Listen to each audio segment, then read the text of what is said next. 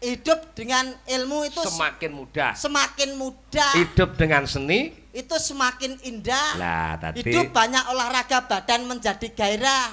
Hidup banyak belajar masa depan cerah. Neng hidup kakean wedoan kaya sampean dadi gelisah. Lah, kowe piye to oleh kosok?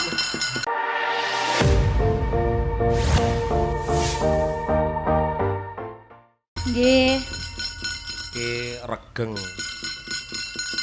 Sing diarani rame niku dudu wong bengok-bengok ning rame rasa. Tegese ngrasake rasane tembang karo nyawang salah selagane waranggana. Ngono mak. Iki jenenge ngingoni nafsu supiah sing palawangane ana mripat rupane kuning wong mbutuhke kaendan. Oh iya. Ya dibacutke ya nak. Ya. Mas Gareng kang saka Solo 3. Dadi niki Gareng SL. Wah ya. Tetep nganggo ketoprak Mas, monggo kaya napa? Monggo. Mas Gareng SL.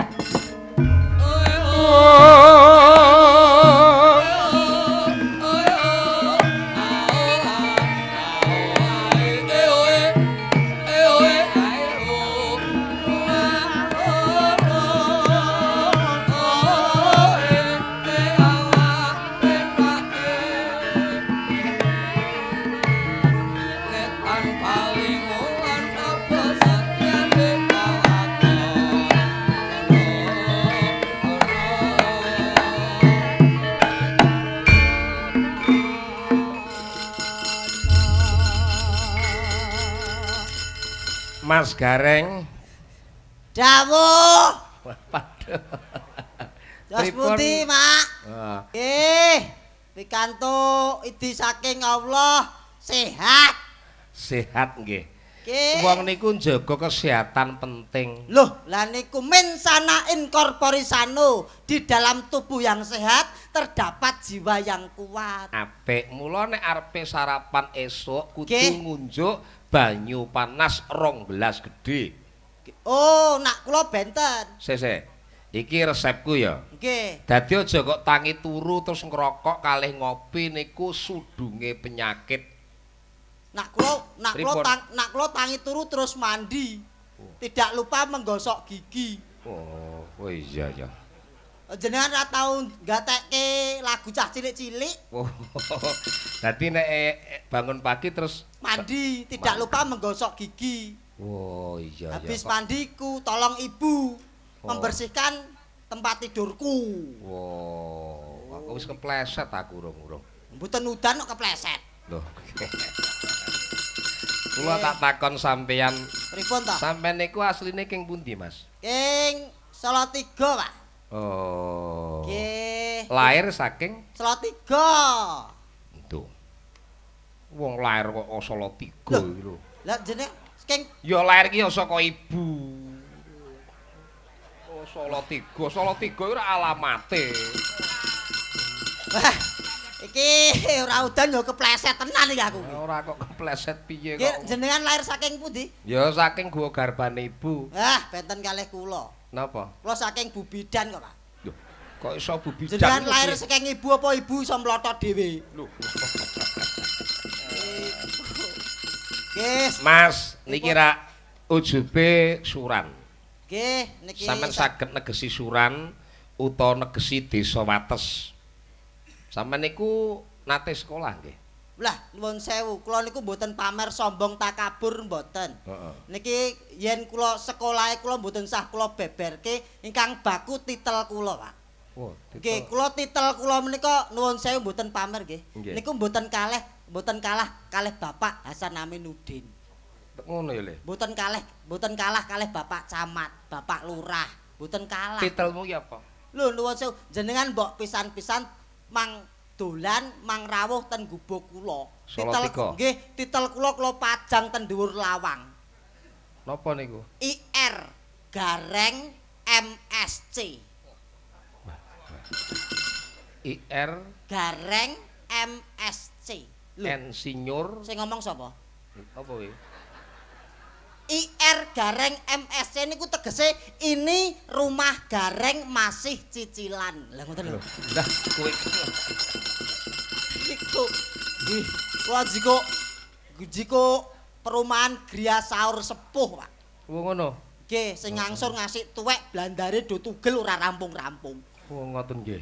Nggih, neng nggih mboten napa-napa niki kasembatan saged katimbalan wonten tlatah Wates mriki. Wates Kecamatan Sumber Gempol, Mas. Nggih, Kecamatan Sumber Gempol mula nuwun sewu mula diarani Wates, Pak. WATES. W menika wargane padha sayuk rukun gumolong sak tujuan. B. A menika tegesipun agama yang selalu dijunjung tinggi. T niku taat dalam beribadah ataupun peraturan yang ada selalu dilaksanakan dengan sebaik-baiknya. S. E. Ora tau sekolah dalan. Lah ya. Berarti kok S iki Aku kok aben mleset-mleset ke ta kowe iki kok. Lah Wates. E. Wates ekonomine maju, pembangunane saya maju, imane ya mapan. Oh, S. S menika sayuk rukun padha nguri-uri kabudayan saged nimbali dalang kondang kisun gondrong sing diarani dalang mameng kowe ben dak kacau ning mameng kowe ya nek ngetokke sego lho kok mari garing grogi wong garing iki lho gampang luwe panitia ing klimpe to senenge aku anggar ngaduk kok metu lho terus napa es menika padha sayuk rukun nimbali dalang kondang lestarekke budaya kisun gondrong sing diarani dalang idola. Idola niki tegese wonten. Idola iki dalang ora larang. Wah. Ning angger pinter leh ngenyang lho niku. Piye to kowe? Ora pinter leh ngenyang ya gorok palu linggis metu kabeh. Jadi nek ngoten Mas, hidup dengan agama niku semakin terarah. Nah, hidup dengan ilmu semakin indah. Dengan ilmu hidup dengan ilmu itu semakin mudah. Semakin mudah. Hidup dengan seni itu semakin indah. Lah, tadi hidup banyak olahraga badan menjadi gairah. Hidup banyak belajar masa depan cerah. Nang hidup kakean wedokan kaya sampean dadi gelisah. Lah, kowe piye to oleh kok? Kowe kok ngelokke aku jane kowe piye to? Loh, kula ngarani hidup kakean wedokan. Lho jenengan niki sinden-sinden wedok napa lanang? Wedok. Lah nggih, lho niki akeh napa mboten? Kathah nggih. Lah nggih, akeh wedokan gelisah jenengan. Tapi konotasine nampane ora ngono. Lah niki lak nuwun sewu pacar-pacar jenengan to niki? Sindenku. Lah nggih pacar. Pacar iki apa to? Pasangan acara. Oh. Pasangan acara nggih. Lah asumsi menika jangan selalu dimakan mentah menimbulkan hal yang tidak bagus. Oh. Nggih mula nuwun sewu tontonan muga-muga iso dadi tuntunan. Ngerti ta kowe tegese wayang ngerti? Loh, jenengan tanglet kalih kula niki tanglet babakan menapa kalau saya memandang niku wayang ada 3 sudut pandang. Wah, upamane siji apa? Sudut pandang agama, sudut pandang sosial kemasyarakatan, dan sudut pandang sejarahe. Contone pripun? Sudut pandang agama wayang pun merdekke wajiba sembahyang menurut kepercayaan masing-masing 5 agama yang sudah disahkan negara semuanya baik, semuanya benar. Yang tidak baik adalah oknumnya. Itu sudut pandang agama. Sudut angka loro sosial kemasyarakatan wayang wah menika watak manusia tergambar di sini. Yang baik mari kita ambil, yang buruk mari kita tinggalkan. Niku sosial kemasyarakatan. Angka 3 Sejarahe wayang wah niku wali yang mempopulerkan. Yang melakukan mesti dalang. Ora ono supir apik. Lah nggih ora ono supir becak ora ono. Ora eneng tukang becak dalang iku ya eneng. Lah nggih mula yang melakukan dalang. Dalang ki ngerti sampean apa? Dalang niku umume ngudal-udal piwulang. Bener. Niku umume kok. Sampeyan aja GR. Lah iya aku ki wis benerke lehmu muni dadi dalang kuwi ngudal piwulang. Nggih niku umume. Sampeyan aja GR sik. Nek kula ngarani jenengan niku beda. Napa? Dalang niku mboten ngudal-udal piwulang. Dalang kanggone jenengan niku gaweane enteng ning barane larang. Lho niku Loh. Kowe nek ngomong aja sembrono lho ya. Loh, nggih mboten. Dagelan sing tumiba ning Tulungagung iki kabeh sing nggawa aku. Kowe teko kene iki sing mbayari aku. Lah kowe kok ngelokke dalang iki gaweane enteng karepmu piye? Coba. Mikir, Reng. Jarimu kowe wong ngerti kowe pinter. Lho dalang kok penggaweane enteng iki lho. Arepe Buddha iki belajar visi misi acarane kuno apa? Nyabetke wayang, ngeprak cempala. Kok iso anggap kowe enteng kowe nyepelek ke aku nek ngono. Lah kula niku Lungguh. kula ngarani dalang niku. Nek kowe ngarani dalang penggawean enteng iki kliru. Saka omah wis memenit keuangan kanggo mbayari yoga-yoga. Ya nek duit isih nek duit entek, golek to. Malah kok Kowe ngerti apa ora kowe? Lah kowe ngarani dalang enteng iki piye coba terangno. Kula niku ngomong Ayo blekak-bleku apa ora? Ndelok tempiling sirahmu kowe. jualan. Nggih. Kula ngomong niku nggawa waton. Gawaten piye ora iso kowe iso gelar ora bisa gulung aja arep-arep. Nggih, paribasan sakning menika niku jamane jaman perkaran. Omong nak ra diati-ati dadine perkara. Dadi perkara iki mengko. Nggih, dadi kula niku ngarani nggih wonten dasare. Dasarmu apa? Nggih, jenengan nggih kula arani ngoten niku kudune introspeksi diri. Lho, kok malah kowe saya nyengkalak tembungmu karo aku? Loh, kowe tak potong lho kowe. Ora apa-apa wis lunas kok. Lho. Bayaranmu piro? Alah, 350. Kula niku ngarani nggih enten dasare. Piye dasarmu piye coba Kula cetakno? ngarani jenengan niku dalang gaweane enteng, barane larang. Sampean kudu introspeksi, napa sampean tumon bar mayang manggul debok mbubrai panggung ngusungi gamelan napa tumon? Lho. Lah namung garek sila ngobahke wayang ngedep debok niku abote sepira? Sampean kudune nggih sing mikir. Lho, kowe kok malah mikir-mikir ke aku kowe. Kok iso? Lah wis ana peniti sing ngusungi gamelan kok. Lho nek lha kula ngomongin lak gaweane jenengan enteng wong garek sila ngono wae. Oh, 40 yuta. Oh, jagjek ngono wae 35 yuta. Oh. Kok iso tok anggap enteng. Lho nggih enteng. Ngono mung garek sila jenengan napa tau ning omah sila ngoten niku dibayar wong 35 yuta tau? Ya ora tau kok ya. Lah nggih mulo enteng. Nah, niki sing abot niku tanggung jawab. Lah lek tanggung jawab iki abot. Lah nggih jenengan gak tak terangke ngono nesu sik. Kowe tak nesone ya wedi, Mas. Walah ora wedi piye iso-iso malah cegat dalan wong bekas preman. Oke, mula nak dalang lah niki benten kalih dagelan. Lek dagelan ki apa ning singkatane? Enten dagelan, da kuwi dadi panglipur. Gel iki gelem ditanggap sapa wae ning ngendi wae. Lan lah niki tulung mangrungokke. Iya, iya. Lan ora tau ngarani bayaran. Lho, dadi pira-pira gelem ya, Mas? Alah, penting cukup ge mangan sesasi. Oh. Kowe kok rumasaku pacakan wis kaya satu kowe iki kok. Lho nggih, suwun sewu nak cara beban moral niku abot gawean niku abot kula lho, Pak. Oh, wonten sebabe. Lah nggih bengi-bengi laburan putih. Ya rompinan. Terus kekendelane kendel kula wani ngedepi penonton semene akeh semene ambane nak ora duwe mental moral spiritual iso dadi lara mah kasep, tipes, lara jantung, jantung kolonel, jantung jenderal, jantung kopral, jantung prajurit. Apa enek jantung? Ya jantung kolonel. Oh koroner ning. Koroner kok kolonel. Tak kira kolonel. Dadi sampean ku lek omong kuwi ngluwet, Mas. Kok ngluwet? Ngomong ki sing keras, aja ngluwet. Ngluwet ki napa? Ya ngluwet ki kalem.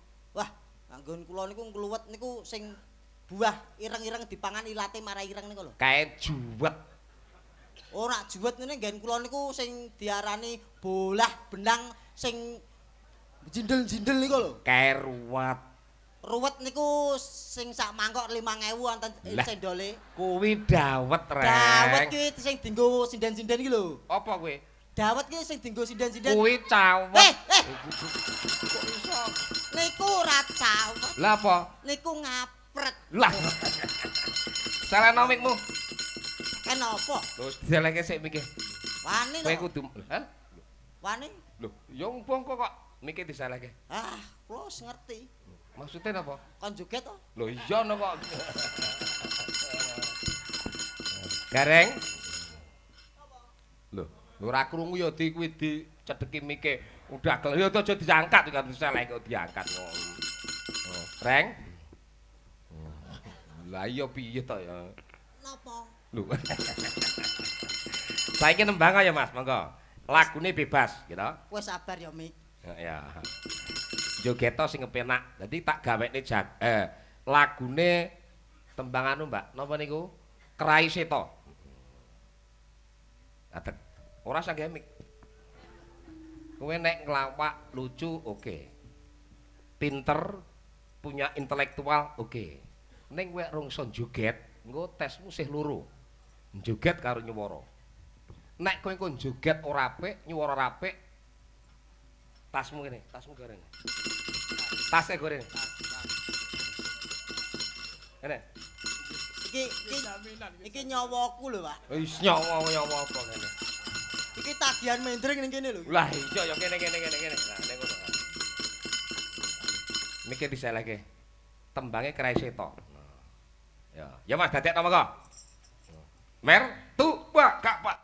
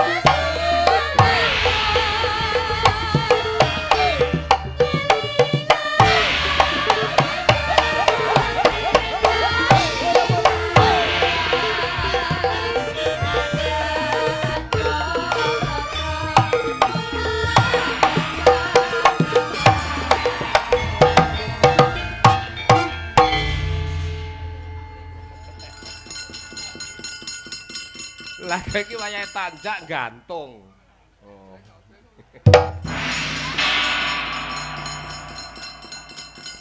Oh. Alah. Nuwun sewu. Tak mung arep ngerjani aku, ndange tukang ndang. Irama joget. Irama kaya ngono.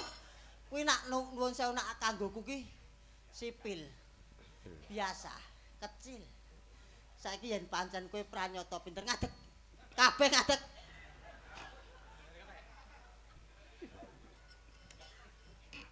Kowe arep dono apa kowe? Oh, dadak nyangking kaya ngono barang. Rumangsamu aku wedi wae. Kabeh Kurawa-Kurawa iki kon maju rene. Kon maju rene, tak njaluk ngapura aku. Ngapura. Mas, yen pancen pinter, kowe Masuk rene tak njaluk ngapura.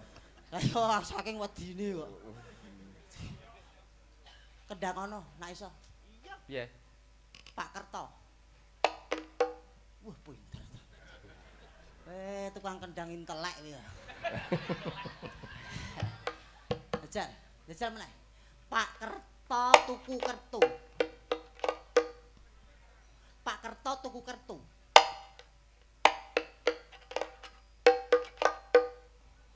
Lokno, gareng lokno.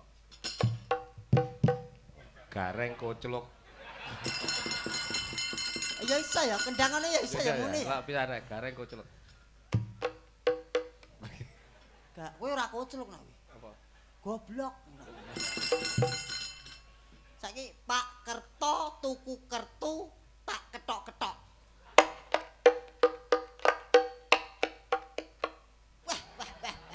Isonan lho nak bojone. Ya iso no bocahku kok. Nak iso ya.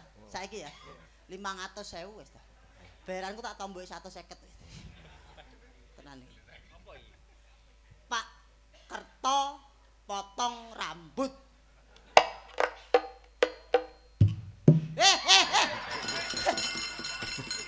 Kok Pak Kerto potong jempol?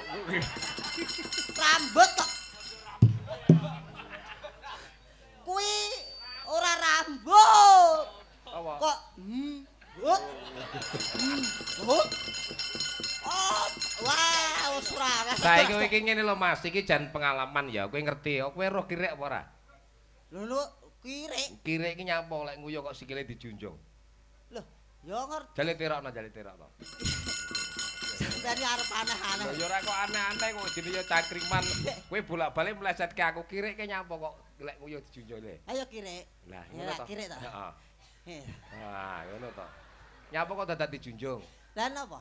Ngono nek ora dijunjung nguyuh ndasmu. Sampeyan jenengan ngerti kirek? Heeh. Kirek niku nak mriki sikile pira? 4. Kalah ngen kalih ngen kula. Pira? Kirek niku ngen kula niku sikile 6. Kok iso 6? Enten. Ya. Kirek kawin nggih. Piye to kok?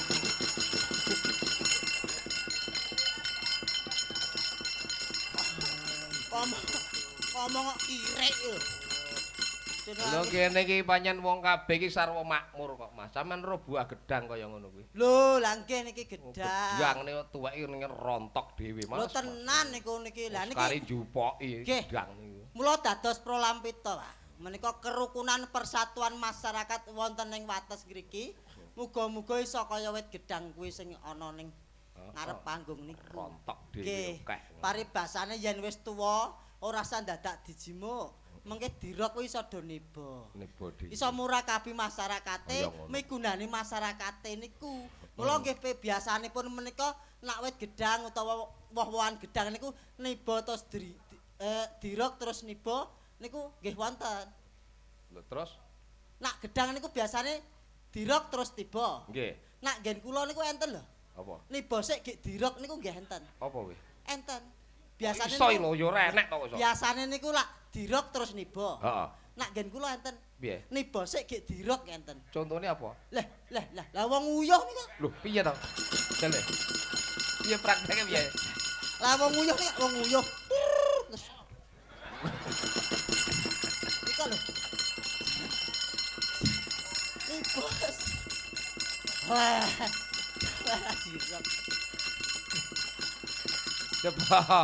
Coba diaturke ya genduk genduk peni.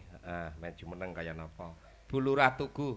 Niki santai Pak kula dawake cangyakane mergo wite wis wengi ngoten. Nggih, Pun sing penting mae kabeh kumanan. Dadi mboten perlu kesusu, ora perlu ndete sing ning ngarep. Dadi ayo manut aturan sing ana ngarep. Sugeng dalu Mbak Peni. Poh jan kok. Sugeng dalu Pak. Ya. Kimplah. Apa? Apa nih Mas? Yo maksudnya ki awake lho. Awake sampean ki iso subur. Wah jan ayu manis ayu. Wah ki nggih manis. Wah jan seger. Seger du.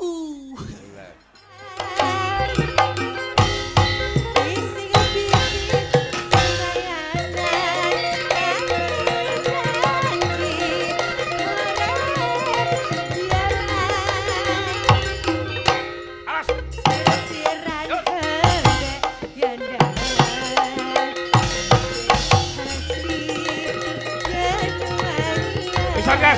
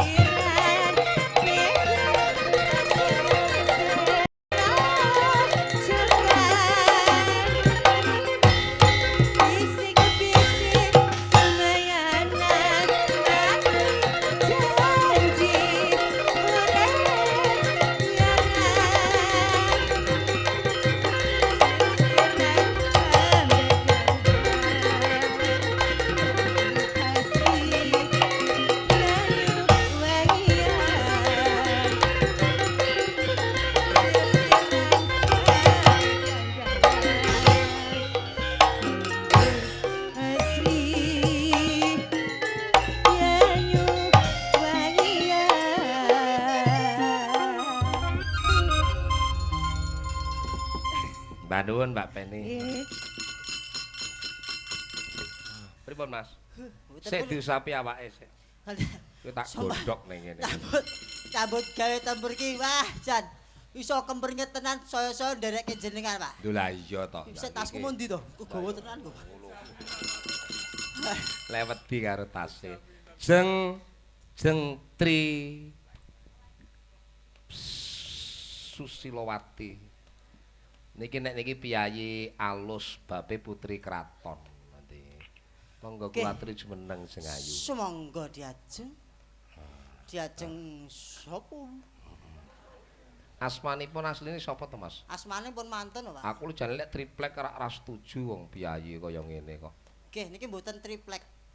Kalsibot niki. Kok ibot kok. Sugeng dalu wong ayu. Nggih, wilujeng dalu Mbak Cange. Nggih. Mas Gareng katuran Niki pinarak jenenge mriki. dipun dangu Pak Dalang rika. Nggih, kadawan. Pripun wartane? Alhamdulillah sae. Nggih. Panjenengan nggih? Nggih sehat, Mbak. Nggih, panjenengan kala wau kula sawang kok katon mencorong tejane sajak kok kados bungah sanget enten menapa. Aja ngalembono, pangalembono niku nek kleru le nampa ora wurung malah dadine penyakit. Kok sakit ngaten? Nggih, penyakit Mas. Penyakit asmara. Penyakit masyarakat. Loh, kok usah penyakit masyarakat ki lho? Panjenengan sangat luar biasa Mbak Cange. Wah, niku mboten mung luar biasa. Lah nggih lho Mas. Biasa di luar kan. Oh nggih. Biasa piye to? Biasa di luar niku tegese biasa di luar niku nyambut gawe ngeten iki lho. Wow. Mboten jaba omah. Oh, sampean dereng tepang kali Mbak Triplek. Nggih, nderek tepang Mas Gareng. Nggih, Mbak. Kula triplek. Alah, kula nolo gareng. Nggih, Mbak. Ngel men to Mbak niki. Sampean ki tek gemeter asane enten apa? Tak pelurut to ngel men to. Wah, nggih ngeten iki. Dadi seniman seniwati niku yen kedunungan rejeki bisa diolah kados Mbak Triplek niki. Dimanage secara bagus, ditabung, diinvestasike awujud rupa mas-masan. Wah, Jan. Kok sampean ngertos? Lah nggih mas-masane nggih kathah wong jenenge seniwati kondang. Menika paling ora 10 gram, 20 gram. Ning nuwun sewu panjenengan niku kalah kalih bojo kula. Pripun? Kula niku mbak-mbak mong gareng ngeten mas-masane bojone kula niku saon. Halah, napa nggih to, Mas? Gelang niku saon. Kaya apa kuwi bojone? Cincin saon. Gelang saon. Saonone. Di kalung biskuit barang ya tak jemplung. Mas, andalane wong nyengkok niku Mbak Triplek. Mbak ngaturke bawa napa kula pengin. Oh ngaten. Nggih. Nek saestu kula kagum Mas, nggih Masun Gondrong. 2 tahun ya lalu ketika kula nderekaken panjenengan, pakliran panjenengan dereng mengaten menika. Lah kula wau sampun ngedalaken tari gamyong. Sampun nggih Mas, perkembanganipun sangat luar biasa sekali. Niki dipun jumbuhke, Mbak. Oh ngaten. Nyambut damel teng mriki niku paribasan Pak Sun nyambut gawe ning omahe dhewe. Oh nggih. Nggih, paribasan ki jare kebo mulih ning kandhane. Oh ngaten. Nyambut damel ten kene rayinipun Pak Sun nggih menika Bapak Kepala Desa Bapak Jani. Pak Lek. Oh, Pak Lek. Pak Lekku dudu adikku kuwi. Sampeyan ki ngati-ati lho lek ngendikan ki lho. Tegese adike niku, adike jenengan niku bae. Ya Mas ben bawa sik ya. Kaya ngapa? Aja diselani sik kaya ngapa? Ya. Ajar nggih. Nggih. Lah peloke napa, Mbak? Oh nggih. Anu mawon ingkang gampil mawon dandang kula nyidam saring mawon. Oh nggih, nggih. Ajar. Nggih, lagu menika kula aturaken dumateng Bapak Camat saking Probolinggo nggih Mas, sedaya nggih mawon. Sembah nuwun ingkang sampun rawuh. Nggih. Sugeng dalu Bapak. Sugeng dalu. Nyidam sari. Kuwatno dibinile. Kakitung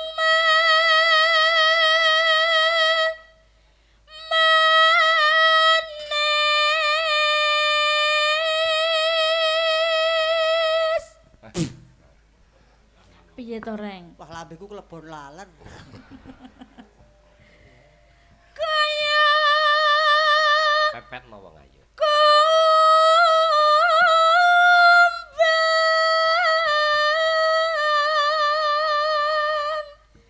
Kang hamulat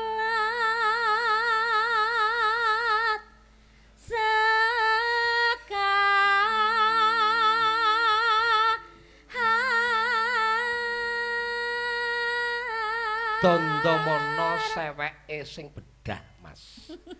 Nadome Dandamana seweke sing bedah. Lho, sampean iki nek wani mbok rene.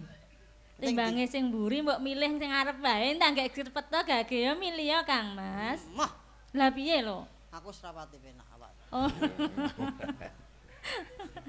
Lanjut napa kae? Kepengen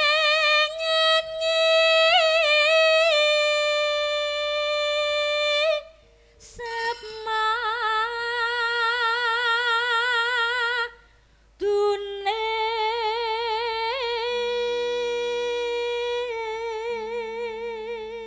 Jan, wah, jahat. Swanten panjenengan pancen Ampun, itu. ibarate iso ngoten niku jamune sapa? Jamune apa sapa? Jamune apa? Niki mboten perkawis jamu Mas Gareng. Nika ingkang ngajari panjenenganipun Mas Dalang. Nggih ndek dalu niku sakderenge manggung niku pun ngajari kula. Ten pundi niku? Teng griya. Oh, Dek, sesuk nek pas nek anu mbok yo pisan-pisane ngene iki diganti saka dhuwur cengkoke. Oh, ngoten Ngoten. Lah terus kula cakke lho Mas. nggih, dipun ajari jenengan tetep utuh ta niku. Ten kalong to. Pripun oleh ya mboten wong babakan cengkok panjenengan kok ya. Cengkok niku mbok tasih utuh ngoten. Nggih. Sininan. Berangang semoro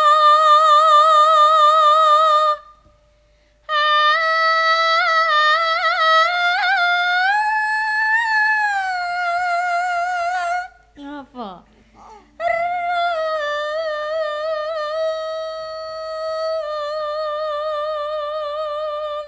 Wong ayu. Dalem. Donya tekaning delahan aku milih swaramu wong ayu. Oh ngaten, napa saestu Kang Mas? Bocah sing wis dadi anake gedene sepiro? Nuwun injih kebangetan panjenengan menika mboten nate emodu mateng Kang Putra. Piye? Ingkang rumiyin panjenengan tilar menika sakmenika sampun kuliah lho Kang Mas. Kanggo jawab paduka wonten pundi Kang Mas? Ora nyono. Bajingan.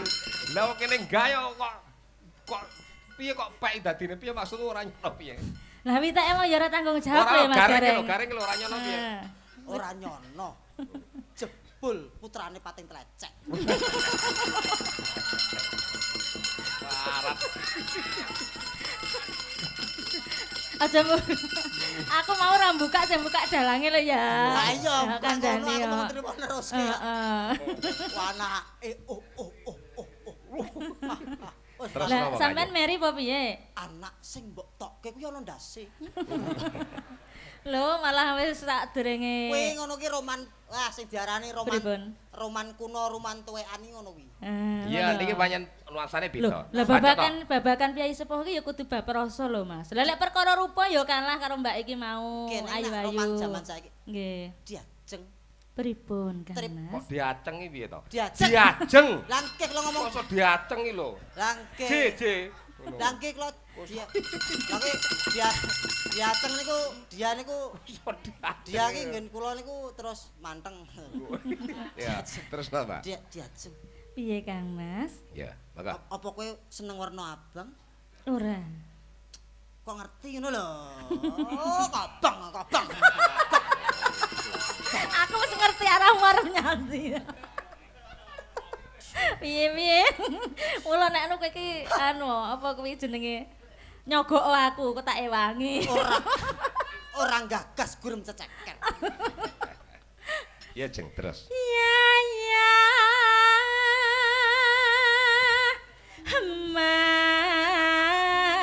Manten lagyo karo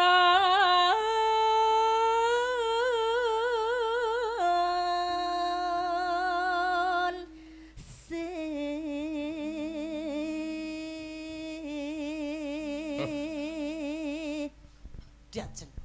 dalem. Gawe C dinike C maka. Diajeng. Piye? Diajeng. Kok kaya wong ayanen suwe-suwe aku wedi karo sampean. Pancen iki penyakit epilepsi kan.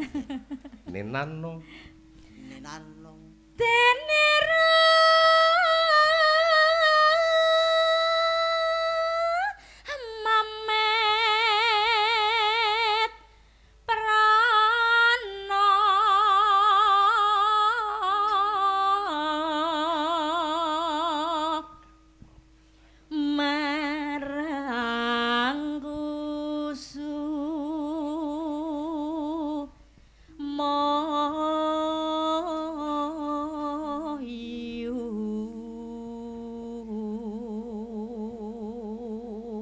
Tresno ta.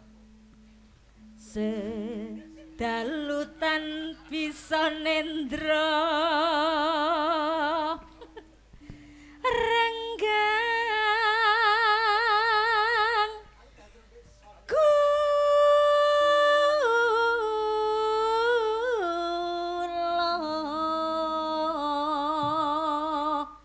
kinepir pulut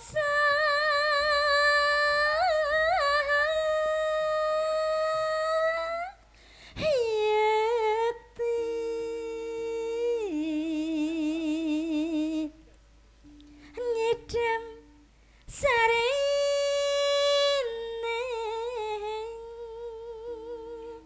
tresno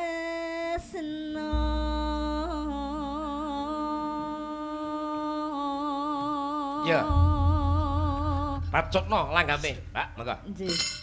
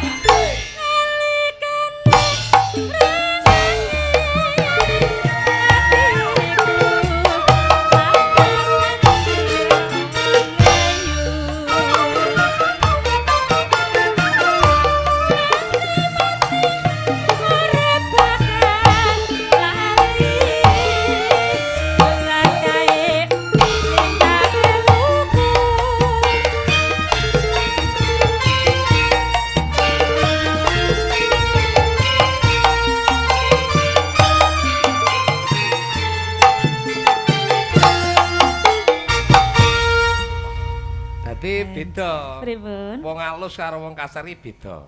Mbak, niki anu nggih, setunggal malih. Mengki bar niku napa niku entos pembagian hadiah. Oh, nggih.